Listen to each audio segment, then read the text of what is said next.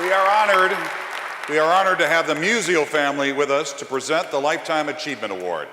Representing the family are G. Musial Edmonds, Dave, Lindsay, and Allison Edmonds, Julie and Jeff Linehan, Jeff Musial, and Janet, Marty, and Brian Schwarzy. Our thanks to all of them for being here tonight.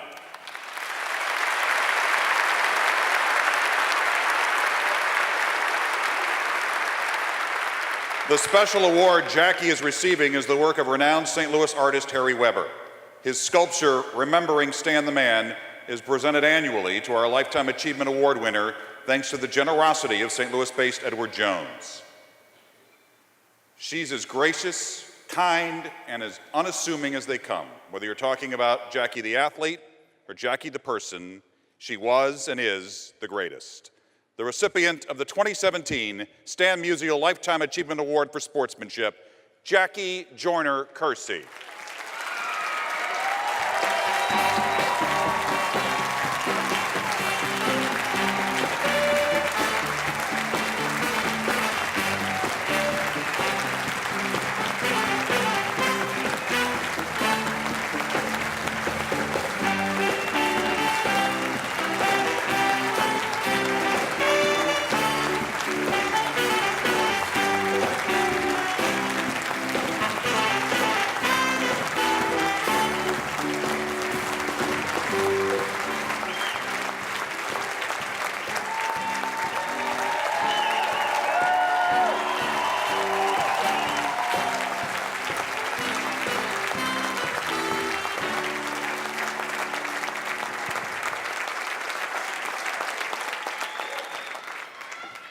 Love you guys. I think you have some fans.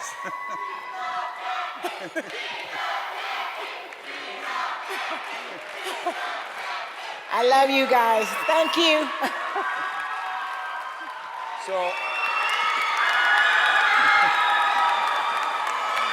let me ask you, what does this night mean to you?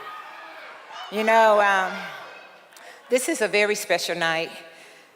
For me, on many levels, I want to thank, the St. Louis Sports Commission and the Musial family, and also my extended family, the Jackie Joyner-Kersee Foundation, and all the young people that are here. And so it's special from the standpoint of, I might stand alone, but there's so many people that really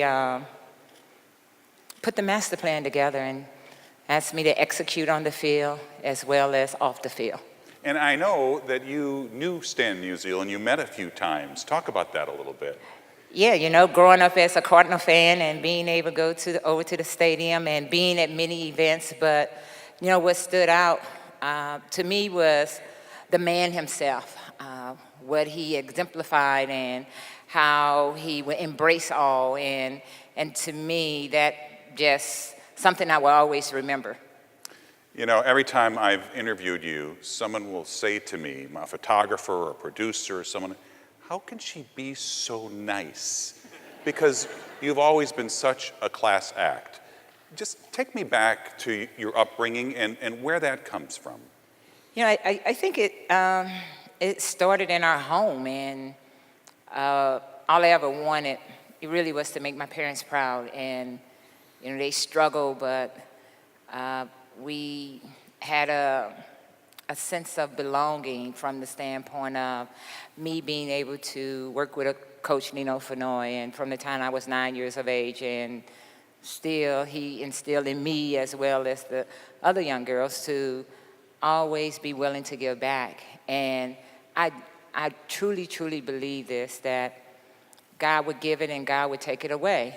And if I didn't handle it in the right way, it would take it away. And so for me, it was always realizing that there is someone bigger and better than me.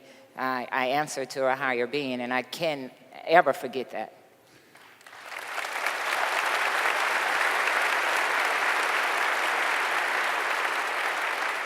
When you think about your career and greatest moments, we were in Atlanta together at the '96 Olympics, and you told me that winning that bronze medal was the greatest achievement for you, despite all your gold medals. Is that still true? Does that still hold up because you were injured and you were still able to pull it out? You know, I was blessed to win a gold medal and a silver medal, and in my first Olympic Games, I was injured, and that was in 1984, and everything came full circle in 96, and it was unexpectedly that I ended up injuring my right hamstring, and which was my takeoff leg for the long jump, and not being able to finish the heptathlon was really hard for me to swallow. But, you know, Bobby said to me that I'm gonna give you an opportunity to focus on an event that you really haven't had a chance to just focus on, that was the long jump, and being in the competition and going down the first 3 rounds, and I'm thinking that I'm jumping well, and I'm not, and then all of a sudden I find myself in 6th position or 6th place, and all I did was I visualized a lot, I prayed, and all I said, I'm gonna come down there, the runway, attack the board, climb in the air, hold myself for a second, I'm gonna land, and hey, if the leg pull, you know, they'll send a gurney out there and pick me up, but I'm gonna give it all I gotta give, you know.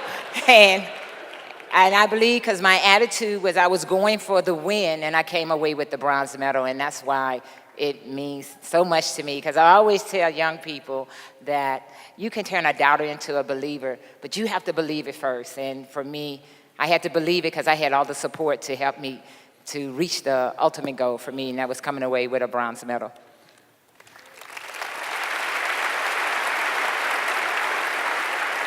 So we talked about it a little in the video, but with your career, you could have gone anywhere and been a superstar anywhere, but you chose to come back to East St. Louis and give back to the community. Talk about that decision and why you made it.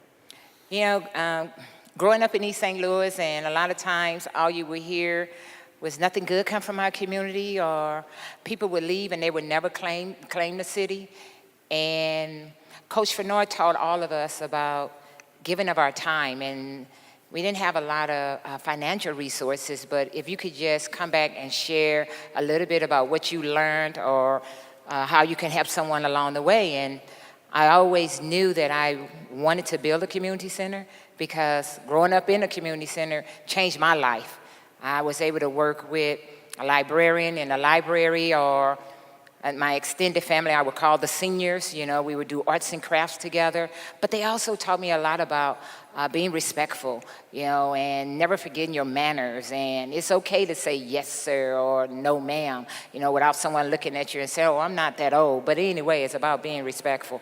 So for me, that's what I wanted to do in trying to build the Jackie Joyner-Kersee Center, and trying to teach our young people as well as our families that we come together, we can make a difference, we can change the mindset of the outsiders and build our community to be the best that it could be. And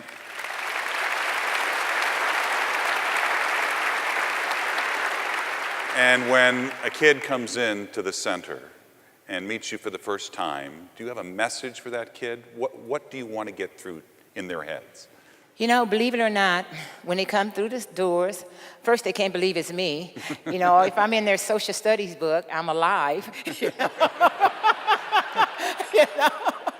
So what we do is that we use sports as a hook to get them in the door. And we really try to teach them to be, you know, great human beings. And I really believe that, you know, great people do great things.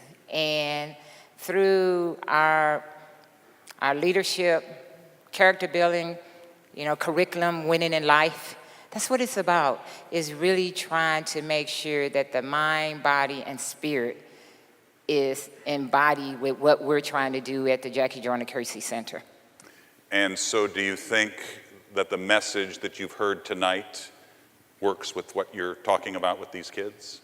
Oh, definitely. You know, I am so humble, and I am so blessed, you know, to receive this honor. And I think the stories of I call all of us champions of heart, champions with hearts and champions with a cause. And for me, I'm just, you know, just a little person, you know, just trying to make a big difference in the hearts of so many.